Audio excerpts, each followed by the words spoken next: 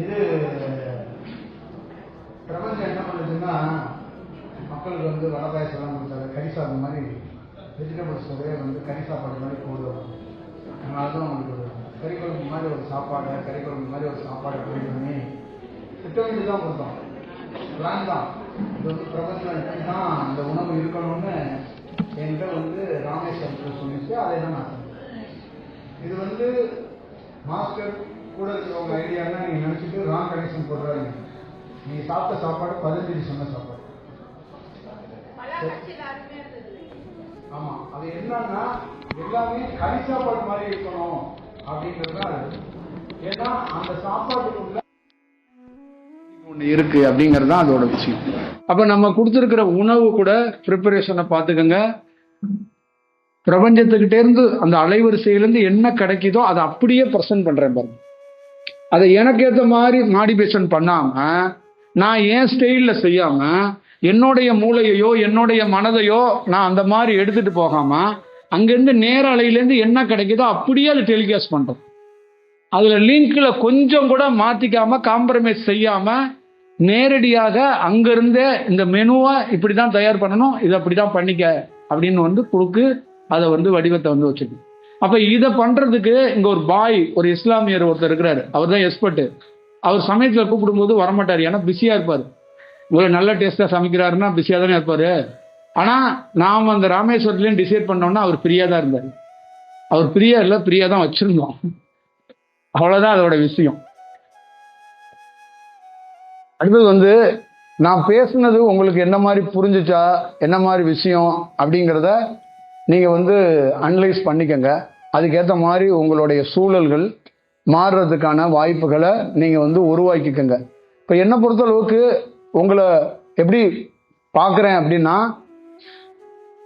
ஒரு ஒரு சூழல். இப்போ நான் உங்ககிட்ட ஒரு இதை பற்றி கனெக்ட் பண்ணணும் அப்படின்னு நான் உங்களுக்கு வந்து நினைக்கிறேன். ஒவ்வொரு மக்களும் நம்மளை வந்து நீங்கள் ப்ளீஸ் ஒரே ஒரு சூழல் தான். நம்ம வந்து மூட நம்பிக்கையாக போயிடாம ஒரு சயின்ஸாக நம்ம வந்து நம்ம உடலையோ, நம்ம இந்த ஆகாயத்தையோ, இந்த பூமியையோ, நம்ம சுற்றி இருக்கிற இந்த பஞ்சபூதங்களையோ எல்லாத்தையுமே இப்படி அணுகுனா ரொம்ப நல்லா இருக்கும் அப்படின்னு நான் உங்ககிட்டேருந்து நான் எதிர்பார்க்குறேன். இப்போ நம்ம உங்கள் உடலுக்கு தேவையானது இந்த பூமியோட சுழற்சி, இந்த ஆகாயத்தோட சுழற்சியிலேருந்து ஒரு நல்ல நல்ல அலைவரிசைகள் காற்று கிடைக்கிது. அதில் தான் இப்போ ஒரு 27 நட்சத்திரங்கள் இருக்கு.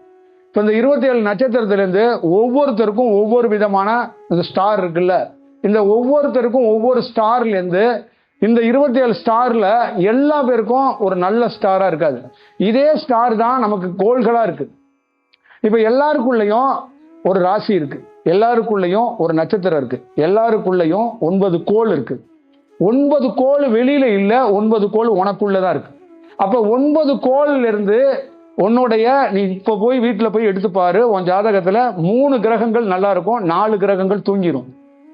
அப்போ உன்னுடைய ஜாதகத்தை நீ வந்து கிளியரா யார்கிட்டே கொடுக்காத, நீ அப்சர்வ் பண்ணி நீ பாரு. உன் நட்சத்திரம், உன் ஜாதகம், உன் ராசி எல்லாத்தையும் அப்சர்வ் பண்ணனா, அந்த உன் ராசி மீன ராசியா, ரேவதி நட்சத்திரமா, உன்னுடைய கோள்களில் இருக்கிறதுல சந்திரன், சூரியன், புதன், ராகுல எவன்லாம் ஃபேவராக இருக்கிறானோ அவங்ககிட்ட இருந்து எந்த நட்சத்திரம் நல்ல உன நட்சத்திரமா இருக்கோ ஒரு ராசியிலேருந்து உனக்கு ஒரு அலைவரிசை கிடைக்கும். உனக்கு ஒரே ராகு தான், ஒரே கேது தான் இந்த உலகம் முழுக்க. ஆனால் உன்கிட்ட அந்த ராகு வந்து அந்த ராகுவோட தன்மை என்ன மாதிரி வெளிப்படுத்துதோ அப்படிதான் உனக்கோட வாழ்க்கை இருக்கும். ஒரு ராகு தேசை. இப்போ என் பக்கத்தில் ஒருத்தர் இருக்கிறார், அவருக்கு ராகு தேசை, எனக்கு ராகு தேசை. ஆனால் எனக்கு ராகு தேசையில் தியானம் பிச்சுக்கிட்டு வருது, இறைவனை நான் கரெக்டாக பார்க்குறேன். அவருக்கு ராகு தேசையில் இறைவன்ட்டே வர முடியல, ஏன்னா நாக தோஷம். அப்போ இறைவன் கிட்டையே, அந்த நாகத்துக்கிட்டேயே தியானத்துக்கிட்டே வர முடியல. வந்தாருன்னா தூக்கி போடுது வெளியில. அப்போ அவரை டிரான்ஸ்ஃபர் பண்ணுது. என்னன்னா அவர் குருவை பார்க்க வரணும்னு நினைக்கிறாரு, அவருக்கு வேலை பழுவு அதிகமாக என்னை பார்க்க முடியாமல் போயிருக்கு. அவர் காளகஸ்திக்கு போகணும்னு நினைக்கிறாரு, வேலை பழுவில் காளகஸ்திக்கு போகிறத கிளம்புனவர் ப்ரோக்ராம் சேஞ்ச் ஆகிருக்கு. அப்போ அவருக்கு இந்த மாதிரி வாழ்க்கையில் தடைப்பட்டுக்கிட்டே வருது. அப்போ காரணம் என்னன்னா, அந்த காளகஸ்திங்கிறது, அந்த ராகுங்கிறது, அந்த கோள்கள் வந்து ஒரு நல்ல தன்மையில் அது பிரசன்ட் பண்ணணும். அதுதான் ரொம்ப முக்கியம். இப்ப வாயு தன்மைக்குரியது காளகஸ்தியில உள்ளது. உங்களுக்கு தெரியுமில்ல, வாயுல அந்த வாயு லிங்கம் அப்படிங்கிறாங்கல்ல, இந்த வாயு லிங்கம் எப்படின்னா சயின்ஸா நீங்க வந்து கீழே அபானன்னு ஒரு காற்று விஷமாக இருக்குல்ல, நமக்குள்ள இடுப்பு கீழே நம்ம சாப்பிட்ற குடல் வாழ்வு இருக்கு பாத்தீங்களா, இந்த குடல் வாழ்வுல தான் நீ வந்து சித்து பண்றது. குடல் வாழ்வுலேருந்து தான், தொப்புள்ள இருந்து தான் ஒருத்தர் சித்து பண்றான். நீங்க பாக்குறீங்கல்ல குருவெல்லாம் இது. இப்ப பறக்கும் சக்தி, இப்ப நம்ம உட்கார்ந்துருக்கோம்ல, தியானத்துல கொஞ்சம் அப்படி பறக்கிறோம், இல்ல அப்படி தியானத்திலே மிதக்கிறோம். இதெல்லாம் எங்க அடிப்படை எங்க இருந்துன்னா தொப்புள் வாழ்வு இருக்குல்ல, இந்த தொப்புள் கொடி இருக்குல்ல, இந்த கொடியில இருந்து தான் இந்த இந்த செயலெல்லாம் செய்ய முடியும். இப்ப இந்த வடிவம் தான் தலையோட உச்சிக்கு வர்றதுக்கோ இல்ல தொப்புள் கொடியை சுத்தி இருக்கிற குடல் வாழ்வுல இருக்கிற செயல் தான் அடிப்படையாகவே இந்த தியானத்துல உயர்ந்த குருங்கிறது, சித்துங்கிறது, கலைங்கிறது, பறக்கணுங்கிறது, ஒரு விஷயத்தை ஒரு சித்தி பண்றது, இது எல்லாமே எங்க இருக்குன்னா வயிற்றுக்குள்ளதான் இருக்கு. அப்ப அந்த வயிறை எவன் ஒருவன் கரெக்டா வச்சிருக்கிறானோ அவன் தியானத்துல ஜெயிப்பான்னு அர்த்தம். அப்ப அந்த குடல் வாழ்வு தான் தியானத்தோட அடிப்படை கூறு, மையம். அப்ப அந்த குடல் வாழ்வுல இருந்து யார் இருக்கிறான்னா மெயின் அபானன், அந்த சொல்றாங்கல்ல ஏர், அந்த விஷத்தன்மையான காற்று. இப்ப நீ வெளியில போகும்போது பாத்ரூம் போற, உனக்கு பாத்ரூம் போகும்போது கம்மியான ஸ்மெல் தான் வரும். அதே நீ பாத்ரூம் போறதுக்காக ஒரு சேகரித்து வச்சிருக்கல ஒரு தொட்டி, அதை திறந்தனா கண்ணாமுடன் நாரும். அதே மாதிரிதான் உன் உடலுக்குள்ள பல்வேறுபட்ட விஷத்தன்மை கொண்ட காற்று வெளியேறும். அப்ப அந்த அபானன் மாதிரி காற்று விஷத்தன்மையோட இருக்கும். அது இடுப்பு பகுதியில, அந்த மோசன் மலவாயு பகுதியில, குடல் வாழ்வுல இது இருக்கும். இப்ப இந்த பகுதிய ஒருத்தனுக்கு நல்ல தன்மையில மாறுனுச்சுன்னா அவன் தான் காளகஸ்தியாவே மாறிட்டான்னு அர்த்தம். அவன் தான், அதுதான் வாயு, அதான் வாயு லிங்கம்ங்கிறது. அப்ப வாயு லிங்கம் காளகஸ்தி என்ன சொல்லுதுன்னா, விஷமாக இருக்கப்பட்ட நான். உங்க உடல் எல்லாம் நிறைய பேருக்கு இந்த வாயுங்கிறது விஷமா இருக்கு, புரியுதுங்களா? உங்களுக்கு கேஸ் டபுள், கேஸ்ல ப்ராப்ளம், பித்தத்துல ப்ராப்ளம், இதெல்லாம் விஷமா இருக்கிறதுனால தான் இந்த விஷத்தை உங்களால முறிக்க முடியல. அப்ப இந்த விஷத்தை முறிக்க முடியாதனால நீங்க என்ன பண்றீங்கன்னா, என் மாதிரி ஒரு நல்ல அலைவரிசை உங்ககிட்ட வந்தா கூட அந்த விஷத்துக்கும் அந்த நல்ல அலைவரிசைக்கு சண்டை நடக்குது. இப்ப கீரிக்கும் பாம்புக்கும் சண்டை நடக்குது, பார்த்திருக்கீங்களா? அதே மாதிரிதான் உங்ககிட்ட இருக்கிற கெட்டத்தன்மை காற்றுக்கும் என்கிட்ட இருந்து அனுப்புற நல்ல தன்மை காற்றுக்கும் டெய்லி சண்டை நடக்குது. இப்ப தியானம் நீங்க பண்ணல, போர் பண்ணிக்கிட்டு இருக்கீங்க உள்ள. அப்ப நல்ல தன்மைக்கும் கெட்டத்தன்மைக்கும் உள்ள சண்டை நடக்குது.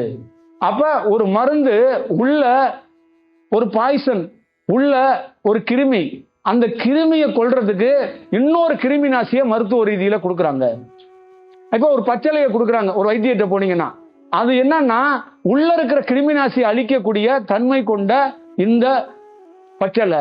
இப்ப பச்சளைய நம்ம மூலிகை வைத்தியத்துல, நம்ம வைத்தியம் பார்த்த வைத்திய மரபுகள் என்னன்னா நல்ல உயிர் அணுக்களை கொள்ளாது. இப்ப இருக்கிற மருத்துவத்துல நல்ல உயிர் துளிகளையும் கொன்றும். அதனாலதான் கேன்சர்ல இந்த உலகம் முழுக்க கேன்சரோ எச்ஐவியோ பிற நோய்களுக்கோ மருத்துவ துறையில சக்சஸ் பண்ண முடியல. ஒரு நோயாளியை காப்பாத்திடுறீங்க, ஆனா அவன் சைடு எஃபெக்ட்ல தோத்துறான். ஒருத்தன் கேன்சர்ல இருந்து காப்பாற்றப்படுறான், ஆனா அவன் இயல்பு வாழ்க்கையில இல்ல. அவன் நோயிலிருந்து வெளியில வந்தவன், அவன் நோயாளிங்கிறது வெளியில தெரியற மாதிரியே அவன் வாழ்க்கை இருக்கு. எப்படி இருக்கீங்க? முன்னைக்கு கொஞ்சம் பரவாயில்ல, இப்ப பரவாயில்ல, பெட்டரா ஃபீல் பண்றேன், அப்படிதான் இருக்கு. ஆனா அவனை டாக்டர் கேட்டா அவன் சக்சஸ் பேஷண்ட், அவனை சக்சஸ் பண்ணிருக்கிறோங்கிறாங்க. ஆனா நம்ம பண்டைய காலத்தோடைய மருத்துவம் எப்படி இருந்துச்சுன்னா, இந்த இலைத்தலைகள்ல எந்த பாக்டீரியாவும், கெட்ட பாக்டீரியா தவிர நல்ல உயிரணுக்கள் சாகாது. அப்ப நல்ல உயிரணுக்களா இருக்கக்கூடிய எது நம்ம நாதவிந்தோ, நமக்குள்ள கிடைக்கிற அந்த உயிர்த்தன்மைய இந்த கசாயங்கள் போன்ற இந்த மூலிகை ரசவாதத்துல மிகப்பெரிய ஒரு செயல் வடிவமா இருக்கிறத, இதெல்லாம் நான் அடிப்படையா எல்லாத்தையும் பிரிச்சு பேசணும் தான் இன்ன வரைக்கும் அதெல்லாம் மூடி வச்சிருக்கிறேன்.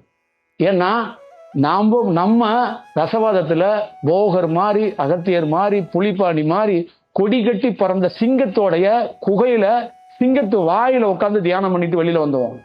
போகர் மாதிரி ஒருத்தர்கிட்ட உட்காந்துட்டு ரசவாதமோ இல்ல இந்த காயகல்பமோ தெரியாம இருந்தா நம்ம எப்படி இருக்க முடியும்? அப்ப நம்ம மாஸ்டரு நமக்கு தொழில் சொல்லி கொடுத்தவனே ரசவாதத்துல எக்ஸ்பர்ட். அப்ப அந்த வடிவத்தை பேசாம இருந்ததுக்கு காரணம் காலமும் சூழமும் வரணும், சூழல்கள் ஒத்துழைக்கணும். அதே மாதிரி ஏன் உடல் மாறணும், நான் காத்திருந்ததுக்கு முக்கியமான காரணம் ஏன் உடல் இன்னும் நல்ல தன்மைக்கு வரலன்னு காத்திருந்தேன்.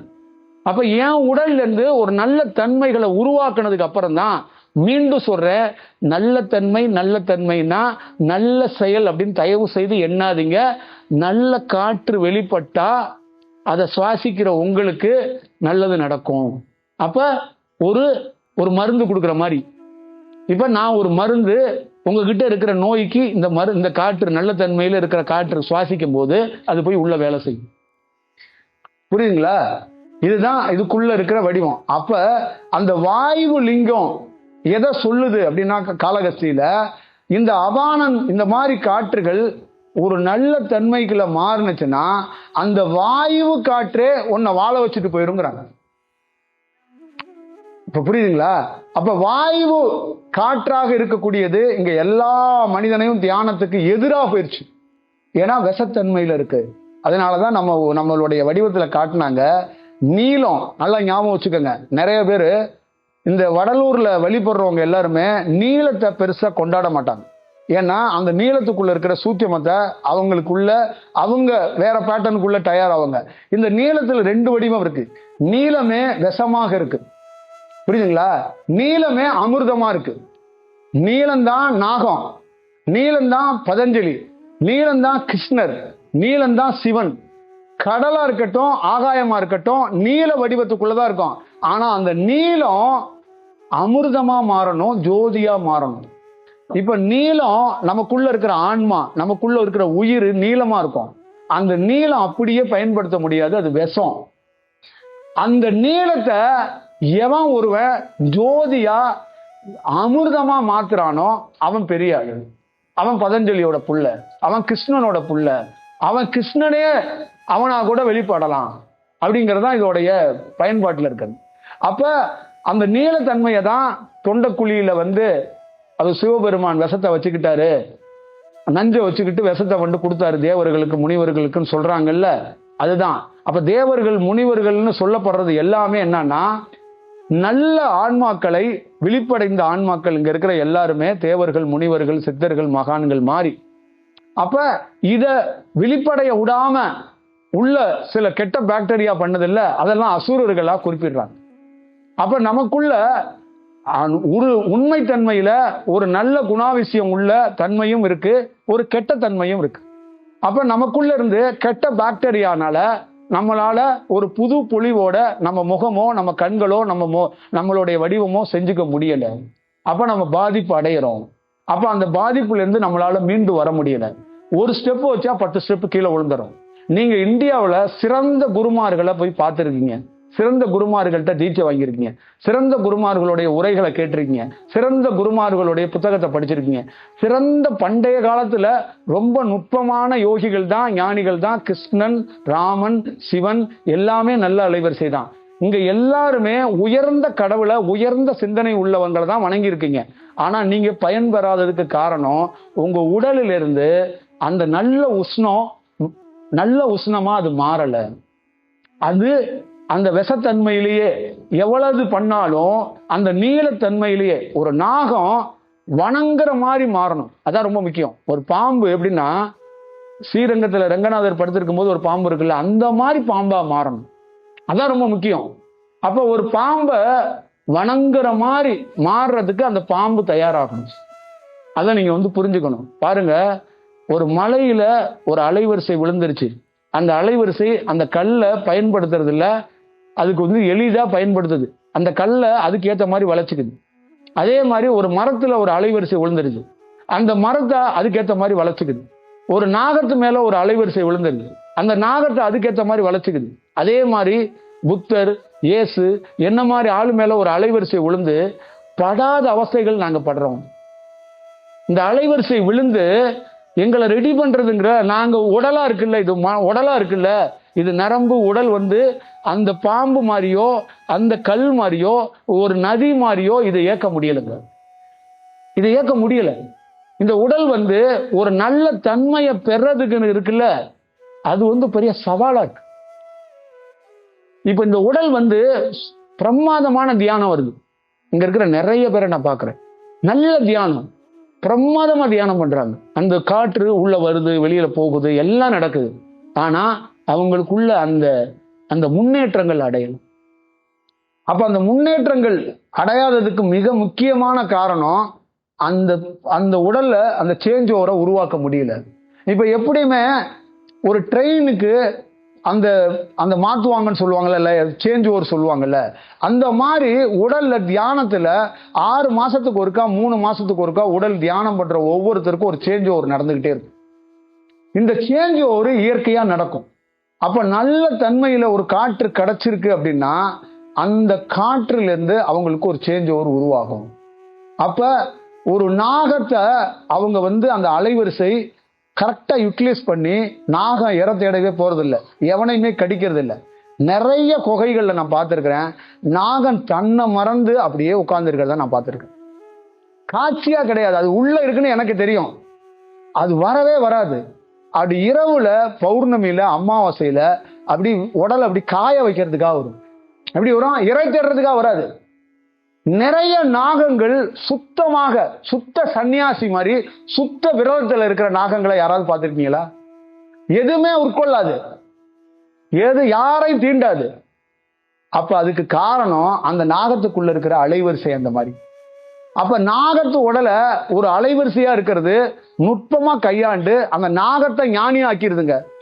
ஒரு புத்தர் உட்கார்ந்தார்ல போதி மரம், அந்த மரத்துக்குள்ள ஒரு அலைவரிசை விழுந்துச்சு, அந்த மரம் ஞானம் அடைஞ்சிருச்சு. எத்தனையோ இடத்துல மேற்கு தொடர்ச்சி மலையில நீங்க கும்பிடுற ரிஷிகேஷ்ல, நீங்க கும்பிடுற கைலாய மலையில, இங்க இருக்கிற சதுரகிரி மலையில எத்தனையோ மலை தொடர்கள் கல்லு ஞானம் அடைஞ்சிருக்குங்க. எத்தனையோ கல்லு இந்தியாவில் ஞானம் அடைஞ்சிருக்கு. ஆனா ஒரு மனிதன் ஞானம் அடையல முடியலங்க. ஏன்னா அதே அலைவரிசை தான் நமக்குள்ளே உழுவுது. ஆனா நம்மளை தயார் பண்றது ரொம்ப கஷ்டமா இருக்கு, ரொம்ப கடினமா இருக்கு, ரொம்ப சவாலா இருக்கு. அப்ப ஒரு உயர்ந்த அலைவரிசை வந்தா அப்ப உடல் என்ன பண்ணுது? தாங்க மாட்டது. அப்ப உடல் வந்து அதை கிரகிச்சுக்கிற கொள்ற அந்த வாய்ப்புகளை அதால தக்க வச்சுக்க முடியல. அப்ப நரம்பு மண்டலங்கள்லாம் ஒரு மாதிரி மாறுது, அப்ப இரத்த நாணங்கள் மாறுது, அப்ப செல்லெல்லாம் ஒரு மாதிரி மாறுது, அப்போ உடல்ல இருக்கிற உறுப்புகள் மாறுது. அப்ப ஆசன வாயெல்லாம் அந்த இயல்பாக அந்த மலம் கழிக்கிறத முடியாம போகுது. அப்ப இயல்பாக தன்னுடைய பணிகளை ஒரு சராசரி மனிதன் தியானம் நல்ல அலைவரிசை செஞ்சுக்க முடியல. ஏன்னா அது நேரடியாக அதி தீவிரமான அலைவரிசையா பவரா இருக்கு. அப்ப ஒவ்வொரு ஞானியையும் நீங்க லிஸ்ட் எடுத்து நல்ல ஞானிகளை இந்த மாதிரி வச்சு பட்டியலிட்டு பாருங்க, அவங்க உடல் ரீதியாக பெரும் துன்பத்தையும் துயரத்தையும் சந்திச்சிருக்கிறாங்க. பெரிய துன்பம், கொஞ்சம் நஞ்ச துன்பம் கிடையாது, பெரிய துன்பத்தை அவங்க சந்திச்சிருக்கிறாங்க. அப்ப அந்த பெரிய துன்பத்துக்கு முக்கியமான காரணம் என்னன்னா அந்த அலைவரிசை அவங்க உடல்ல சேர மாட்டுது. உடல் தனியா இருக்கு, அலைவரிசை தனியா இருக்கு. அந்த அலைவரிசைக்கும் அந்த உடலுக்குள்ளேயும் ஒட்ட மாட்டுது. அதான் நான் சொல்லியிருக்கிறேன், சூட்சமவாசிகள் சூலவாசிகள். இப்ப சூட்சமா என்பது எனக்குள்ள வர்ற அலைவரிசை காற்று. இப்ப இந்த உடல் சூலத்துல இந்த உடலுடைய தன்மை என்னன்னா இங்க இருக்கிற பொருளை பார்க்குது, இந்த பொருளோட இன்டராக்ட் பண்ணணும்னு நினைக்குது, சில பொருளோட பயணிக்கணும்னு நினைக்குது, சில பொருளோட பேசணும்னு நினைக்குது. ஆனா அந்த சூட்சமவாசி என்னன்னா இந்த பொருளை அப்படி அணுகாது, இந்த பொருளை அப்படி பார்க்காது, அதோடைய பார்வை அதோடைய பேட்டர்ன் வேறையா இருக்கும். இப்ப என்கிட்ட இந்த சூலமா இருக்கிறது கிட்ட உங்களை பார்த்துட்டு ஒரு கருணையில இந்த கொஞ்சம் டீ குடிங்களே, இந்தங்க என் கையில கொஞ்சம் சாப்பாடு சாப்பிடுங்களேன் அப்படின்றோம். ஆனா உள்ள இருக்குல்ல அது இந்த வடிவத்துல செய்யாது. ஏன்னா அந்த சூட்சமங்கிறது காம்ப்ரமைஸ் ஆகவே ஆகாது, காம்ப்ரமைஸே ஆகாது.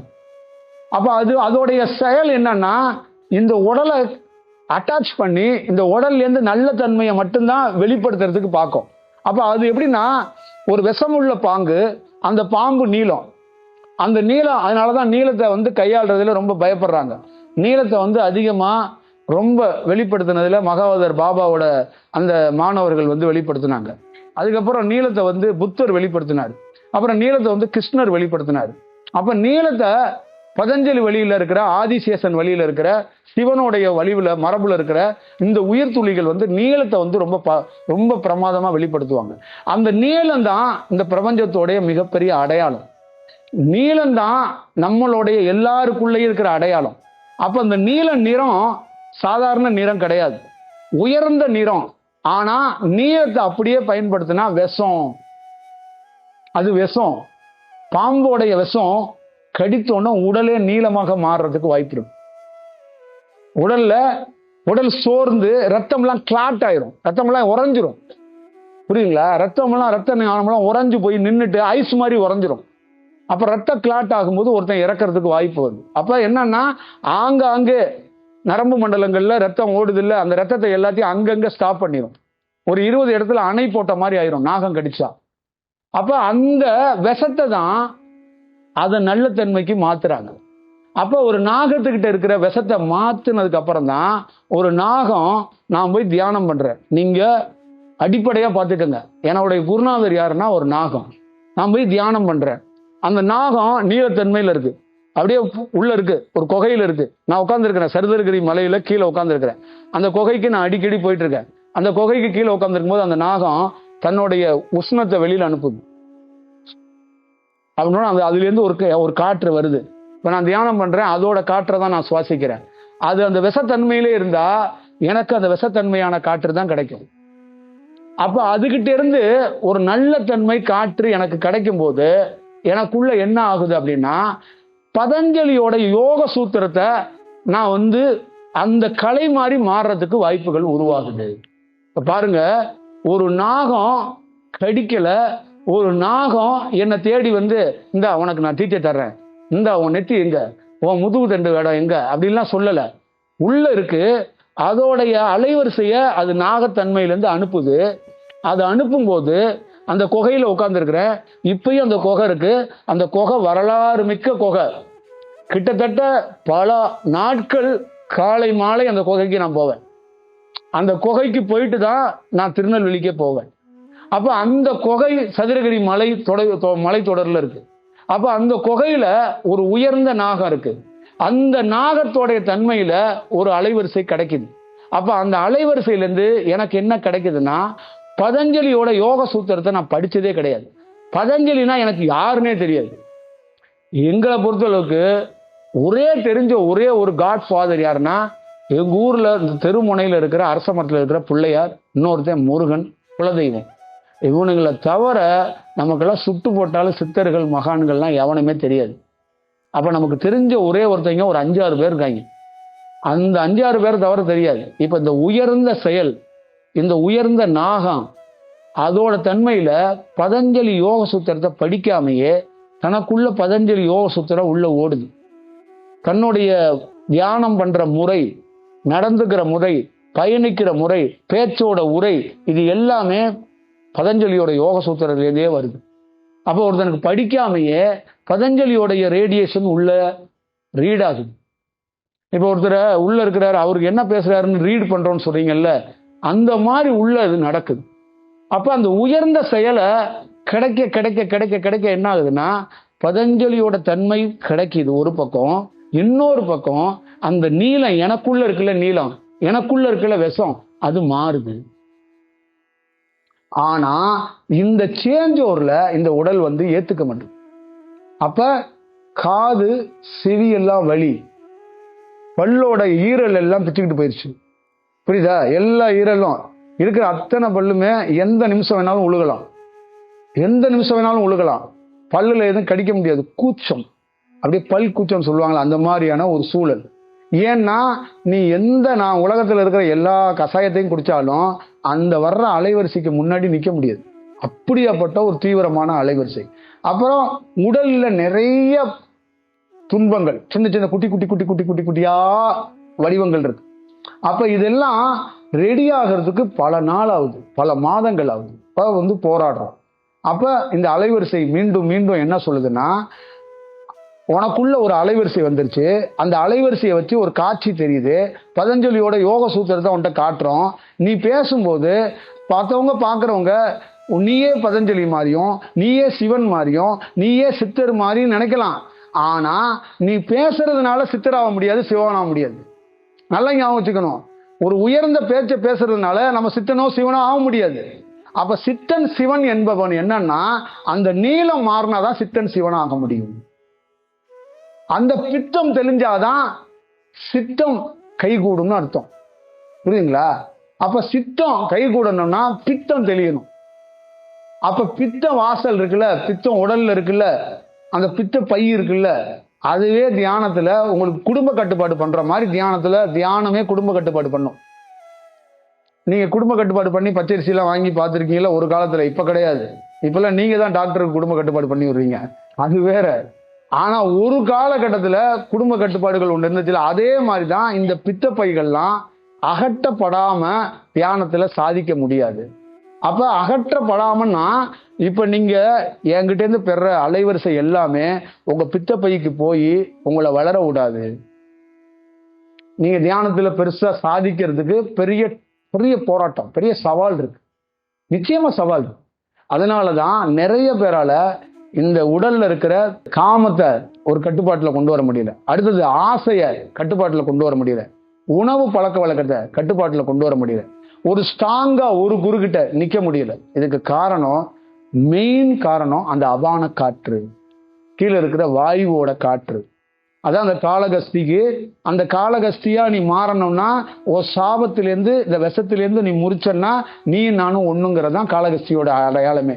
காளகஸ்தி எதுக்கு உருவாக்கப்பட்டதுன்னா அது வெறும் வாயுவுல நல்ல வாயு தன்மை, வாயுவுல சிறந்த வாயு காற்று வாழ வைக்கும் அப்படிங்கிறது ஒண்ணு இருக்குல்ல, அதுதான் வடிவம். அப்ப அந்த வடிவம் உங்களுக்குள்ள நடந்தா மட்டும்தான் உங்களால ஒரு பெரிய செயலை செஞ்சுக்க முடியும், ஒரு வடிவத்துக்குள்ள போக முடியும்.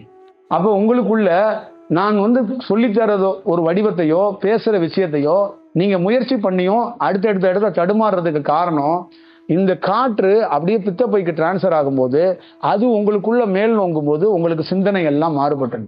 அப்ப என்னுடைய சிறந்த மாணவனாக இருக்கிற ஒரு ஆணோ ஒரு பெண்ணோ அவனோட சிந்தனை இந்த விஷத்தன்மை கலக்கப்படுறதுனால அவன் மாறி போய் நிற்கிறான். அவனுடைய பேச்சுகள், அவனுடைய குணாவசியம்லாம் அவன்கிட்ட மாறிடுது. அப்ப அவன் 3 மாசம் என்னோட நிக்கிறான், 3 மாசம் கழிச்சு என்னை விட்டுட்டு வெளியில போய் நிக்கிறான். அப்ப அவன் என்ன சொல்றான், அவன் ஒரு கருத்தியெல்லாம் அவனை சொல்றான், நான் குரு கிட்ட எதிர்பார்த்தேன், குரு கிட்ட இருந்து இப்படி போகலான்னு பார்த்தேன், இப்படி டிராவல் பண்ணலான்னு பார்த்தேன், எனக்கு ஏதோ சரியா படலை, அதனால நான் வந்துட்டேங்கிறான். இப்ப அவனுக்குள்ள அந்த காற்று வேற வடிவத்தில் செயல்படுதுன்னு அவனால கண்டுபிடிக்க முடியல. அவனுக்கிட்ட இருந்து வெளிமுகமாக பார்க்கும்போது எனக்கு எனக்கு ஏற்ற மாதிரி குரு நடந்துக்கல, செய்யல, பார்க்கல அப்படிங்கிறான். அப்புறம் ஒரு ஆணோ ஒரு பெண்ணோ எல்லா வடிவத்திலையும் ஒரு குருவை வெவ்வேறு மாதிரி பார்க்கறாங்க.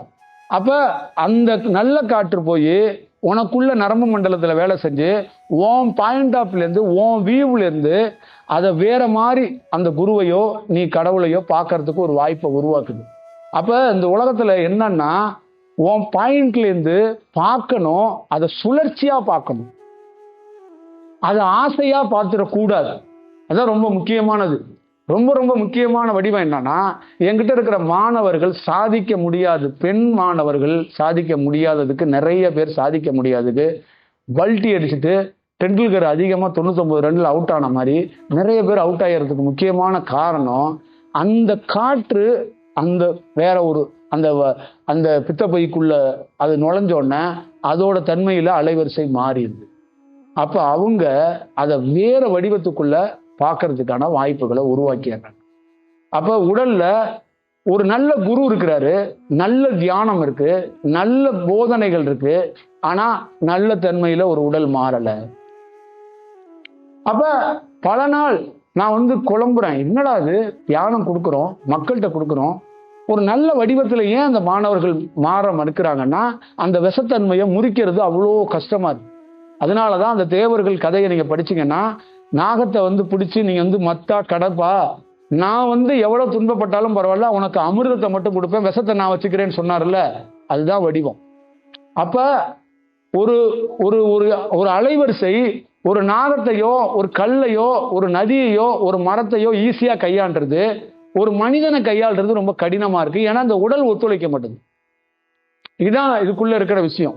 அப்ப அந்த யோக சூத்திரத்துல பதஞ்சலிக்குள்ள இருந்து அந்த நீளம் மாற மாற மாற மாற எனக்கு பதஞ்சலி தன்மையில அந்த யோக சூத்திரத்துல இருந்து ஒரு புது வெளிச்சமும் புது வெடியலும் எனக்குள்ள இருந்து என்னன்னா, என்னுடைய விஷத்தன்மை முறிக்கப்பட்டுச்சு, என்னுடைய விஷத்தன்மை மாறப்பட்டுச்சு.